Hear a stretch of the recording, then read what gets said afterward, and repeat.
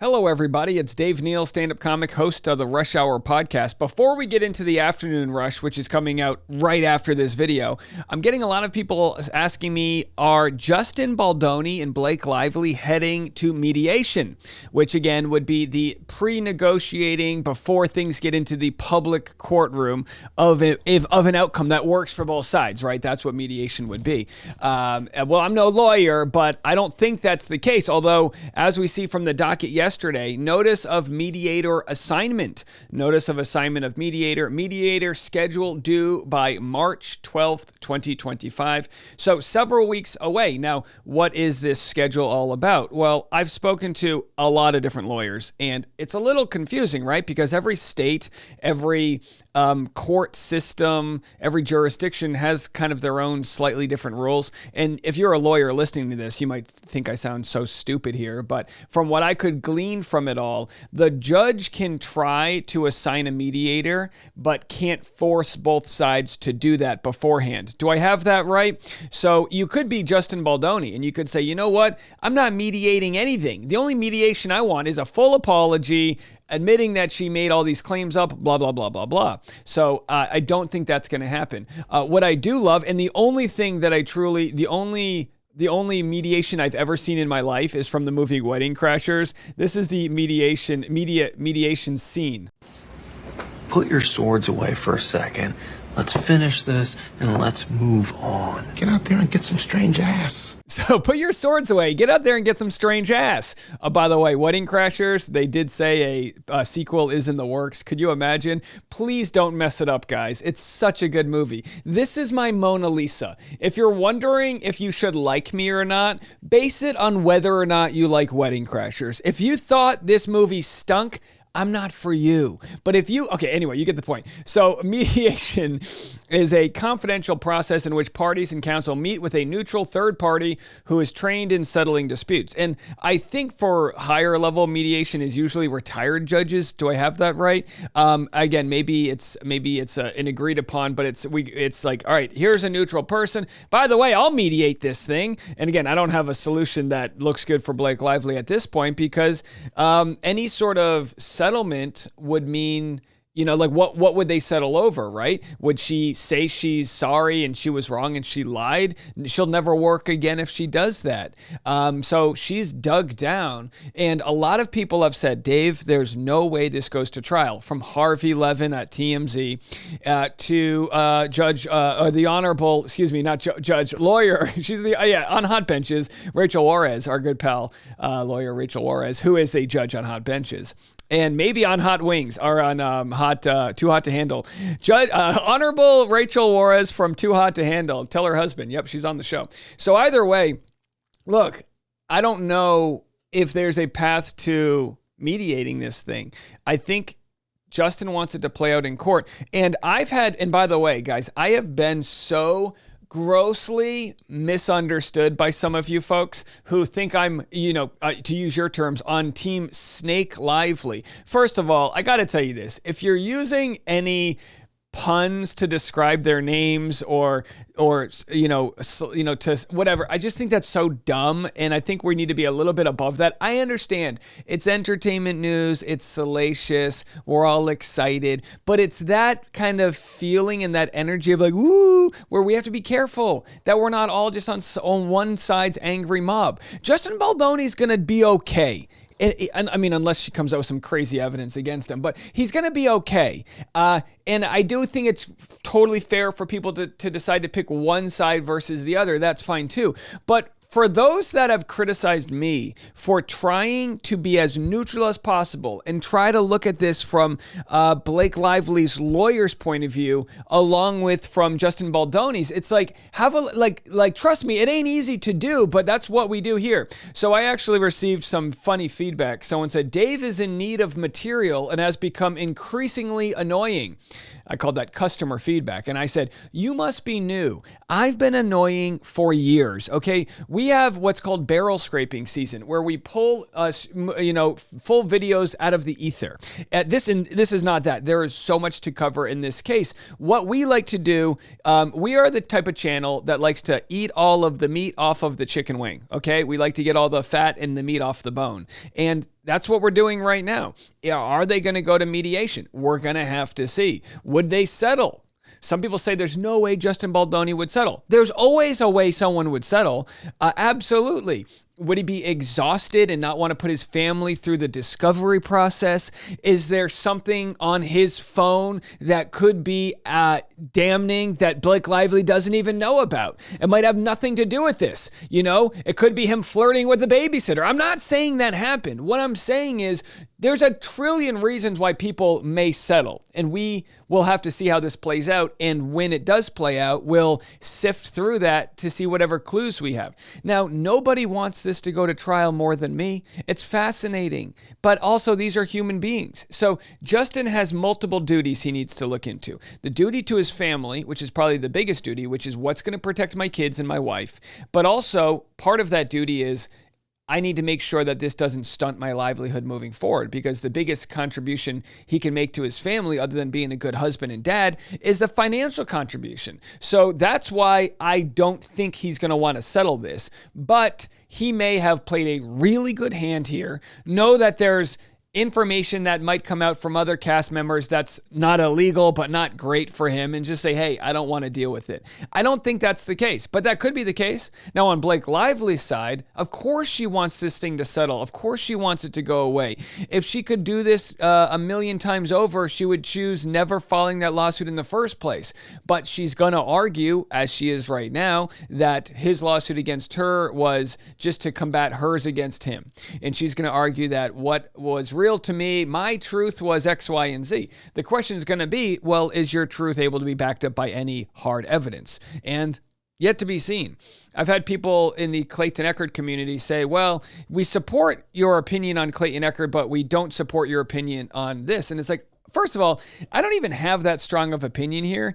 My hunch is that she tried to pry the film away from Justin Baldoni, and if there was ever any gray area during the filming of this, she was able to have the plausible deniability. Well, we didn't have an intimacy coordinator, not realizing he might have the receipts to say, well, this is why. So there's actually a very interesting clip I wanted to play for you guys right now about the intimacy coordinator that they did not have on this show, Shameless, season 1, behind the scenes interviews. This was a wild moment. And this is true toxicity that existed on film sets. Have a listen to this. Was there a negotiation about what we're comfortable with? I mean, there always is that. Yeah, there was totally a negotiation. They were like, you're gonna wear a jock strap and a cock sock, and you're gonna come on and you're gonna do the scene. And then I got on to do the scene, and they took away the cock sock and they took away the jock strap.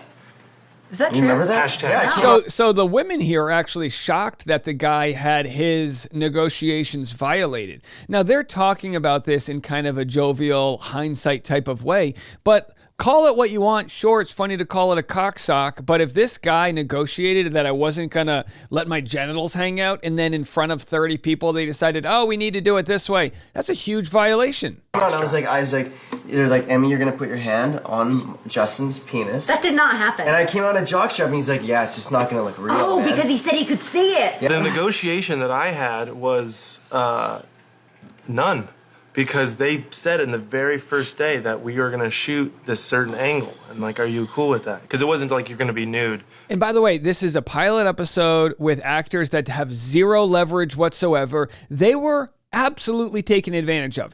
In today's world, the good Lord's year of 2025, I really hope that nobody would be put in this type of position. And to be quite honest, I have personally fought when I had no position as a stand-in for the better treatment of other stand-ins. I swear to God that this actually happened. It was a show like a Law and Order show. I'm not going to say what type of show it was.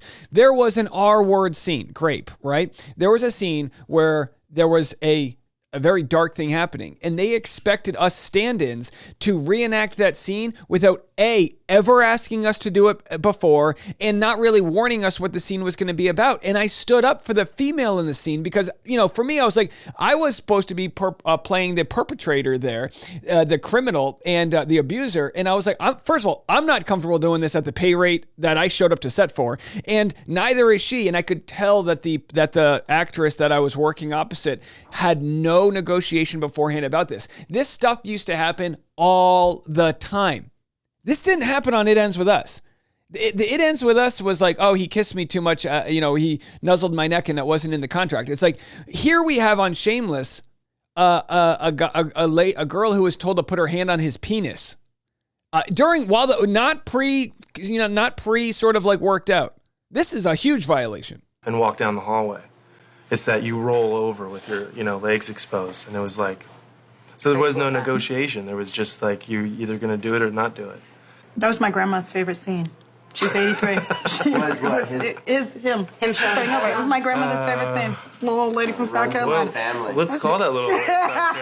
So, by the way, I'm sure the producers, when they put this little like round talk table together to hear people's stories, didn't expect they were going to share the truth, which is people get violated when they're operating, in these capacities on set, because on Shameless there's these sexual scenes, but it ain't real life. And I'm sure if you went on the set of Euphoria with all of the nude scenes that show had, you would find in the post Me Too movement that there are closed sets. I mean, I've worked on sets before the Me Too movement and after, and I'm telling you, the rules that are in place now, while they're not perfect, are so much better. They literally bring in these giant drapes to make sure nobody that's not essential, the director, the sound guy, whoever your scene partner is, everyone else can't see the video village. They try to do these things to create an environment that doesn't exploit the actors who are already in a tough situation. I bring that up because that's not what we saw happen when we watched the slow dance. Now, people can interpret it with whatever projection they have,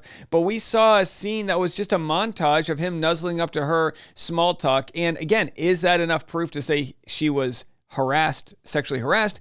I personally don't think so. So I don't think she has much leverage in this. My guess is, if they really wanted to mediate this, and you might disagree, folks, but my guess is the only way they do this is she apologizes, and in that apology does a very long interview where she explains, I felt, due to my own projections, that it was going too far. I had a hard time separating the director from the actor. That was an issue I had. Moving forward, I'd be better off working hand in hand with the intimacy coordinator early on. And I now understand that Justin was doing his job and that he was in a tough position. Like, she would have to come at it from a position where she admits what she did was not accurate, but also, like, by the way, that or take it to trial.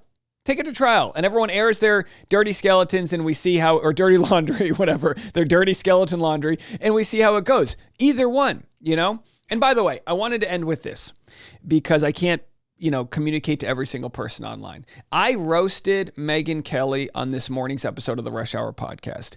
I roasted her, and I'm going to tell you why I'm not apologetic for it. Because when I see bullshit out there, I'm going to call it out. That's not me coming from my lifeguard tower, my high up place of moral superiority. When I see grifting, I'm going to call it out. And I think Megyn Kelly is acting like a fraud. So I called it out. And people said, oh, Dave's being so mean to Megyn Kelly. How about the people that she's being mean to? How about the people, when I see her, and I'm not going to get into it all now, but I want my audience to know this, whether you've been here for a while or whether you're new. I respect you guys so much that I'm not going to sanitize my thoughts or opinions for you. What you'll get from me is how I feel about a topic at hand. I'm going to try my best to see it from all angles. I'm going to try my best to wonder, do I have any blind spots here? But I'm going to give it to you like it is. You don't have to love it. My hope is that you'll at least respect me for that. There'll be plenty of content creators out there that don't want to ruffle feathers, that don't want to tell you how they actually feel about something because they don't want to lose you. My business plan is I'm not going to lose you because you're going to be reasonable enough to trust that at least I'm telling you how I really feel. Now, that's not going to be for everybody. You know, if you're this guy who thinks I've been too annoying, so be it. You can join my sister and everyone else who feels, every ex-girlfriend who feels the same way about me, okay? But in the meantime, we're here to have actual real conversations. I appreciate you guys for being a part of that community. All right, coming up next, I'll have the Rush Hour podcast, so stick around for that.